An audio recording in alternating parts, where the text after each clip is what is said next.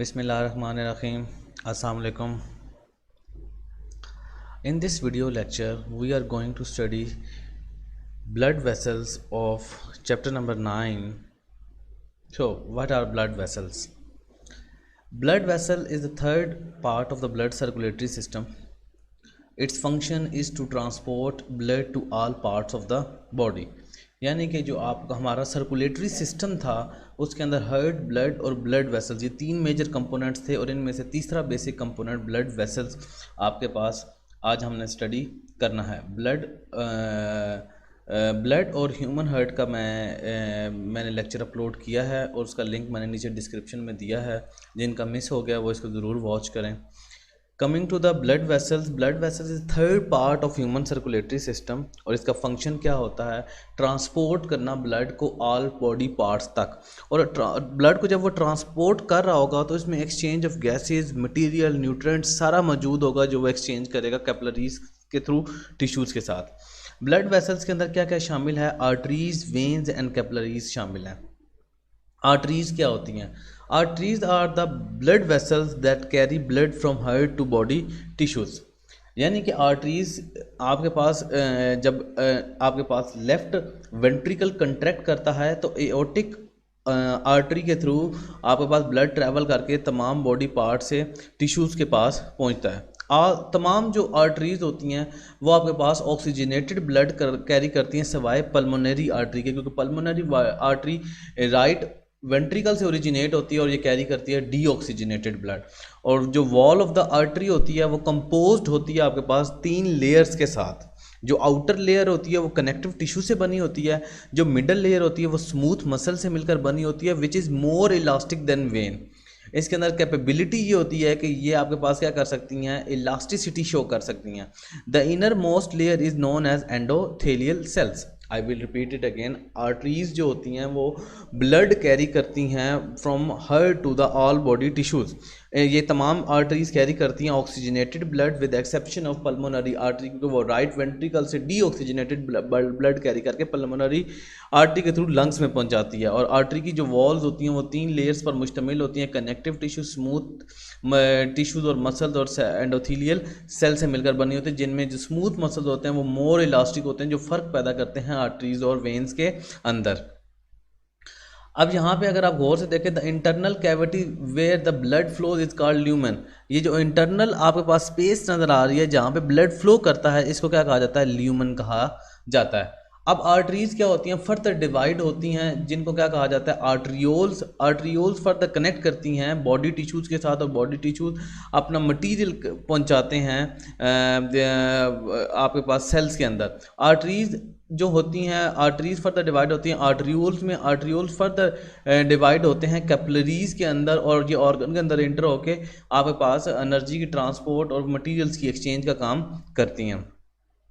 Next आपके पास आ जाता है कैपिलरीज। कैपिलरीज आपके पास स्मॉलेस्ट ब्लड वेसल्स होती हैं जो प्रेजेंट इन टिश्यूज़ होती हैं। यानी कि जब आर्टरीज सब फर्दर डिवाइड होती है तो आर्टरियोल्स बनते हैं, आर्टरियोल्स फर्दर सब डिवाइड होते हैं तो टिश्यूज़ बनते हैं।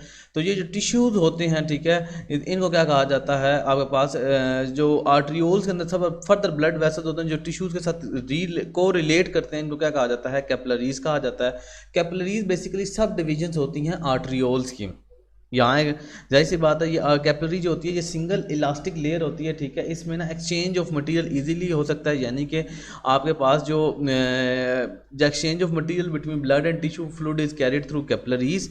और capillaries is made up of one outer covering called as endothelium cell. और ये इतनी पतली होती है कि इसमें exchange of material like digestive food, oxygen and water can pass through easily through these tissues and water waste product उनसे enter होकर कार्बन डाइऑक्साइड जो ऑक्सीजन से ऑक्सीजन ट्रांसपोर्ट हो जाती है और कार्बन डाइऑक्साइड दोबारा डिफ्यूज होकर कैपिलरीज में आ जाती है। उसके बाद बात करते हैं वेन्स की। तो वेन्स कैरी करती हैं blood from body tissue to heart. यानी कि जब आपके पास कैपिलरीज होती हैं तो कैपिलरीज फर्दर वेन से रिलेट करती हैं, ठीक है।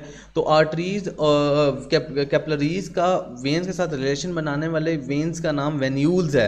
वेन्यूल्स कनेक्ट करती हैं वेन्स के साथ और ये कैरी करती हैं आपके पास all veins have oxygenated blood exception of pulmonary when.